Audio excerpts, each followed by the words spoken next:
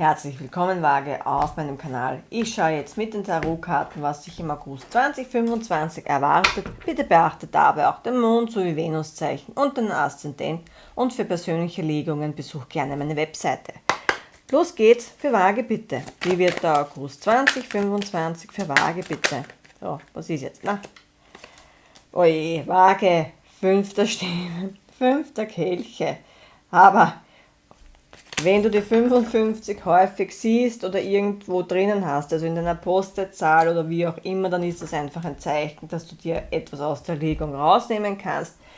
Ja, wie gesagt, ich habe diese Engelszahlen jetzt sehr häufig, vorhin bei Krebs war es 1010, also das hat halt eine Bewandtnis. Auf jeden Fall, es muss nicht die ganze Legung für dich sein, kann auch nur ein kleiner Teil oder eine Aussage sein. Wie auch immer, du wirst es am besten wissen. Und hier habe ich die 3 der Münzen. Das, was ich gleich reinbekomme, ist, dass du enttäuscht bist, dass du im Berufsleben nicht so viel Anerkennung bekommst, wie du dir eigentlich wünschst, beziehungsweise wie du der Meinung bist, dass dir zustünde.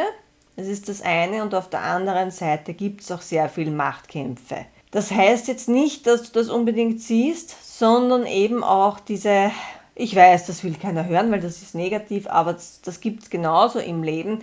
Ja, diese so Art Intrigen, dass man dir zwar ins Gesicht lächelt und hinterrucks richtet man dich dann eben aus oder arbeitet halt auch im Extremfall, und das ist jetzt natürlich nicht jeder, das ist eine kleine Reisegruppe, irgendwie auch gegen dich. Also, dass man entweder deine Ideen klaut oder ja, so dich schlecht macht irgendwie. Entweder bei deinen Vorgesetzten oder auch bei anderen Kollegen, also jemand redet vielleicht gut über dich, jemand aus einer anderen Abteilung oder auch vielleicht ein Kunde, ja, also Waage macht das immer super, mit Waage kann ich da super zusammenarbeiten, und dann grätscht der Kollege rein.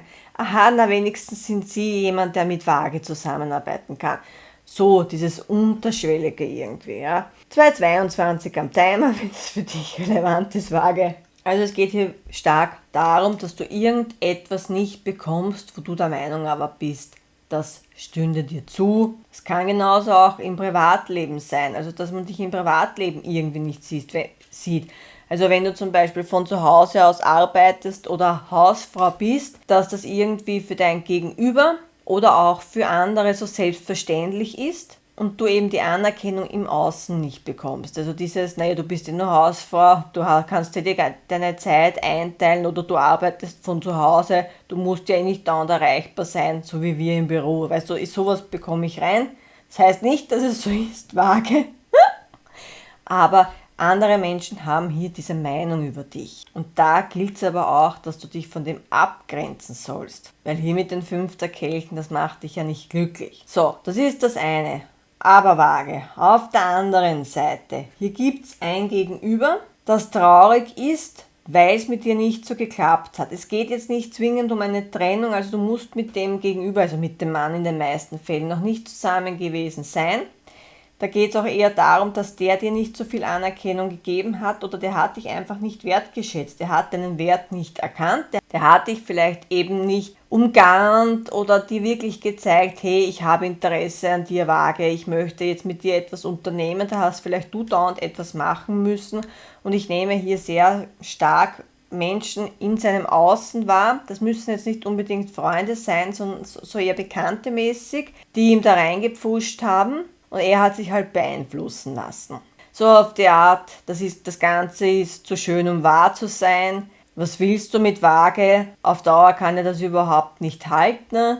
Also dieses Negative. Und ich bekomme aber rein, dass da jetzt nach und nach drauf kommt, dass das Ganze Bullshit war. Ja, also dass das eben nicht so ist und er sich da beeinflussen hat lassen. Und der empfindet hier Reue, traut sich aber nicht auf dich zuzukommen. Warum? Weil du siehst ja hier die 3 umgeworfenen Kelche, auf die konzentriert er sich, da weint er, und dann die 2 der Kelche, die hinter ihm stehen. Das sind ja eben noch diese Hoffnungen, die sieht er eben nicht. Aber Waage, da hätte Teamwork stattfinden sollen und du warst da irgendwie alleine, beziehungsweise hast dich alleine gefühlt. So, 10 der Schwerter, okay, wird beendet, na wir schauen jetzt einmal weiter, Waage.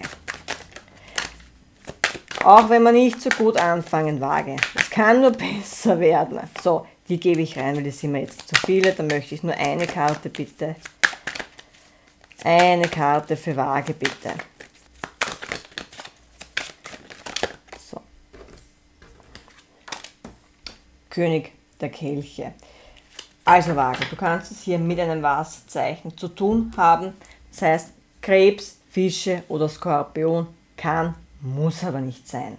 Das heißt, einerseits beruflich oder eben auch dieses Private, diese Person, die da irgendwie gegen dich arbeitet oder die dir halt einreden möchte, dass das, was du leistest, nicht gut genug ist oder eigentlich eh nichts ist, das kann ein Wasserzeichen sein, also diese Person, und liebestechnisch natürlich auch. König der Kelche ist eigentlich jemand, der sehr viel Gefühl zeigt, empathisch ist, auch sehr fürsorglich und eben auch kreativ, meist so im künstlerischen Bereich tätig, also so Schriftsteller oder wirklich Maler, ist auch sehr intuitiv und eigentlich der König, der emotional am reifsten ist. Das heißt, beruflich oder auch privat, lass dich davon nicht blenden, hör auf deine Intuition, lass dir davon niemanden einreden, dass das, was du leistest, Schwachsinn ist oder sonstiges. Du weißt am besten, was gut für dich ist. Und vor allem, wenn man von zu Hause aus arbeitet oder eben Hausfrau ist, dann weiß man auch, dass hier Zeitmanagement das A und O ist, sonst bringt man da überhaupt nichts weiter. Ja? Und nur weil andere nicht sehen, was wirklich geleistet wird, heißt das nicht, dass man nichts leistet. Das muss man sich immer vor Augen halten. Also das ist ja so ähnlich wie bei dem ganzen Manifestieren und so, nur weil wir Menschen im Außen noch nicht sehen, dass das wirklich klappt, heißt das ja nicht, dass im Hintergrund nicht daran gearbeitet wird. Also das ist immer, ja, wir sehen das noch nicht, deswegen gibt es das nicht. Ja, liebestechnisch, der hat Gefühle für dich, sehr tiefe Gefühle. Du siehst ja auch hier der hohe Wellengang, also das ist ja jetzt nicht ruhig oder so, da ist ja eine Actionwaage.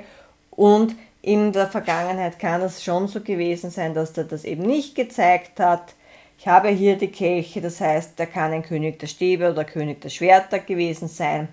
Also so kühl und unnahbar oder vielleicht eben auch so, heute da, morgen bin ich wieder da, so, ja, ich möchte mich nicht festlegen, dieses Larifari-mäßige einfach, ja, du hast irgendwie vielleicht auch nie gewusst im Außen, woran bist du, und das soll sich aber ändern, weil einerseits, wie gesagt, dem geht es nicht gut, der verspürt Reue, dass er sich da auch auf andere eingelassen hat, anstatt dass er da einfach auf dich zukommt oder dir vertraut, ja, und ich habe ja auch das Gefühl, dass der dir das sagen wird. Der muss halt nur über sein Ego springen, der muss sein Ego überwinden, Waage.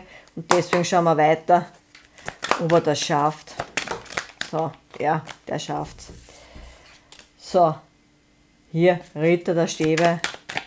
Der schafft den Sprung, weil der kommt entschlossen auf dich zu. Also, der ist leidenschaftlich, der empfindet nicht nur Gefühle für dich, sondern der hat auch einfach diesen Tatendrang in deine Richtung und der wird auch hier sich in deine Richtung bewegen und das kann auch ganz plötzlich kommen, weil du hast hier die Stäbe und das ist eine sehr schnelle Energie und das ist etwas, womit du einfach nicht mehr rechnest. Also auch selbst wenn du jetzt die Legung siehst und denkst, aha, okay, der kommt, ich glaube, der kommt in einem Moment, wo selbst du sagst, naja, der wird nie wieder kommen. Und dann ist er aber vielleicht vor deiner Tür.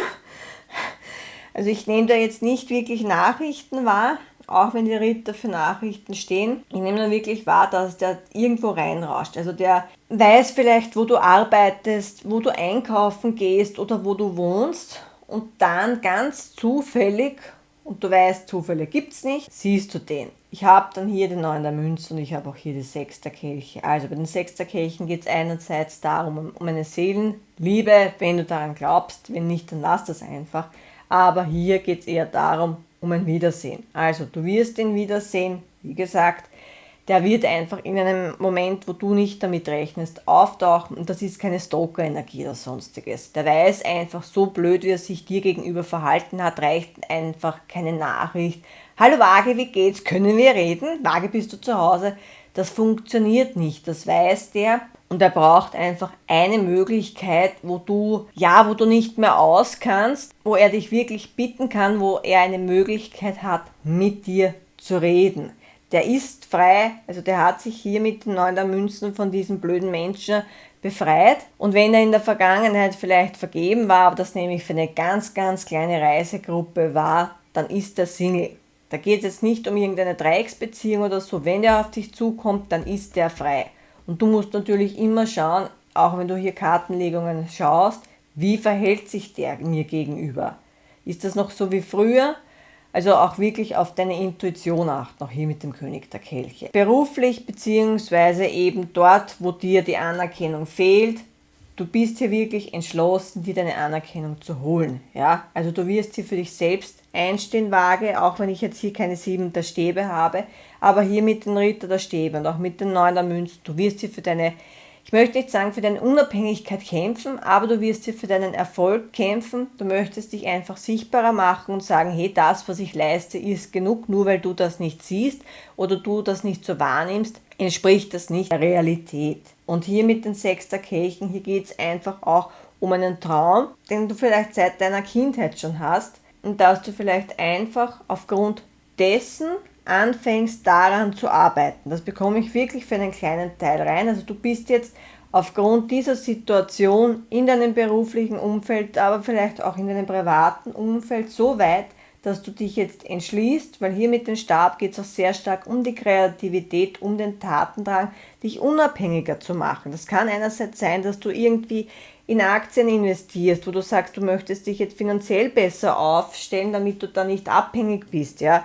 Oder eben auch einen Zweitjob anzunehmen, den du aber eingehst, weil du hier an deinem Traum arbeitest, weil du sagst, ich arbeite jetzt für mich oder wie auch immer. Also ich möchte jetzt niemandem irgendwie sagen, hier kündigt, nein, das auf keinen Fall. Aber du hast hier irgendwie den Drang, an etwas zu arbeiten, woran du eigentlich schon lange arbeiten wolltest, aber irgendwie hatte hier der Antrieb gefehlt oder wirklich der Grund. Und ich bekomme halt einfach rein, dass diese Menschen oder dieser König der Kelche der Grund ist, warum du jetzt ab August anfangen wirst, mehr an deinen Träumen zu arbeiten oder einfach einen Plan, den du schon sehr lange hegst, einfach zu verwirklichen. Also Waage, wie gesagt, wir fangen nicht so gut an, aber es wird besser. Halte durch und glaub einfach daran, dass das, was für dich bestimmt ist, auch dann zu dir kommt, wenn du es brauchst, auch wenn das sehr schwierig ist, wenn wir hadern mit uns selbst oder mit unseren Situationen etc. Das ist vollkommen in Ordnung. In diesem Sinne bin ich nun am Ende der Legung. Wenn du damit in Resonanz gehst, dann freue ich mich über deinen Kommentar bzw. Feedback und ansonsten wünsche ich dir alles Liebe und bis bald.